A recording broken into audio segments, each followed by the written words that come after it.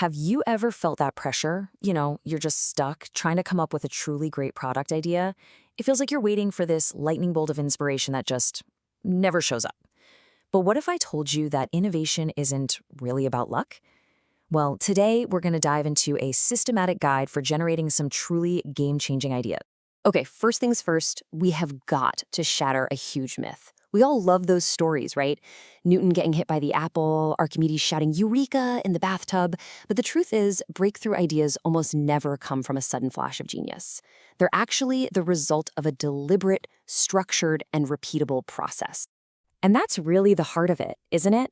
Relying on just being creative or getting lucky, that's not a business strategy. To consistently innovate, to actually stay ahead of the curve, you need a formal process. You need a system you can go back to again and again to find those new opportunities. To see just how powerful this is, let's look at a real-world example. So, think about when Spotify decided to enter the market in India. They were kind of late to the party. The whole space was already packed with established players. So, how in the world did they break through? Well, they used a framework called the Blue Ocean Strategy. The core idea is simple, but it's also pretty profound. It's this: stop fighting your competitors head-on in what they call bloody red oceans. Instead, your job is to find and create your own blue ocean, a totally new, uncontested market space where the competition just becomes irrelevant. The engine behind this whole strategy is a concept called value innovation. Now, this isn't about choosing between being different or being low cost.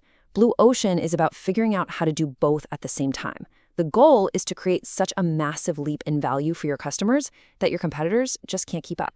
And the tool to actually do this is the ERRC grid. It's brilliant, really. It forces you to challenge everything by asking 4 powerful questions.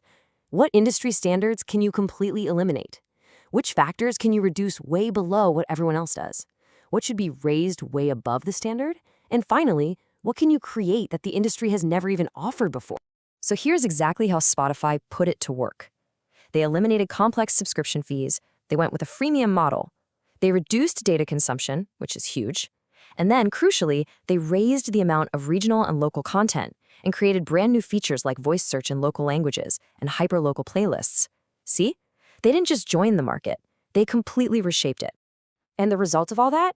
A whopping 26% market share. I mean, that wasn't luck. That was the direct result of a systematic process to find their blue ocean and create new value. The Spotify example is just so powerful, but what if you're looking for other places to start? Let's build out a bigger toolkit for you. Blue Ocean is one amazing source, but there are a bunch of others you can tap into for great ideas.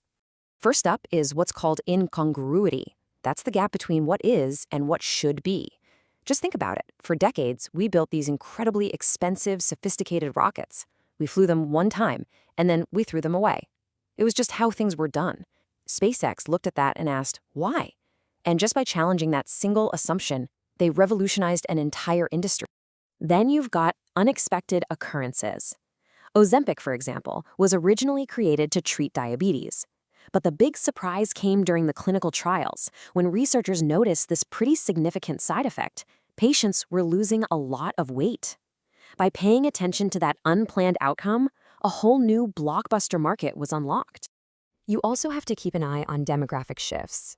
The way Gen Alpha interacts with the world is just fundamentally different. I mean, these kids grew up in virtual worlds like Roblox and Fortnite.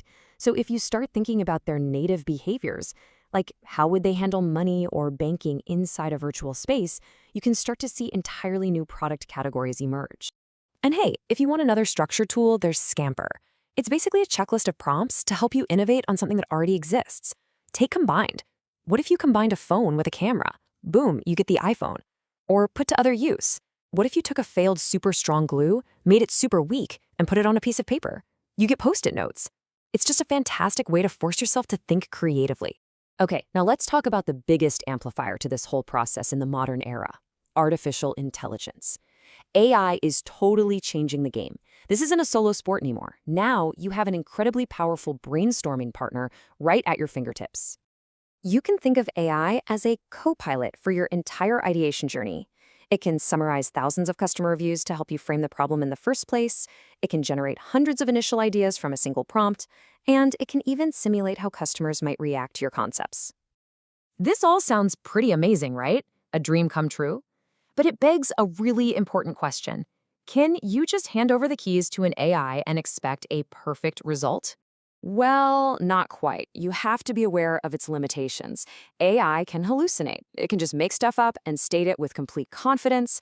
It also tends to lean towards average, safe, probabilistic ideas, not necessarily true, outlier creativity. So the crucial point is this. AI is a phenomenal starting point, an amazing partner, but human intuition and validation are still absolutely essential to get to a great idea. And this whole idea of making innovation a system, it's not just for scrappy startups. The world's largest companies have formalized this process to make sure they don't get left behind.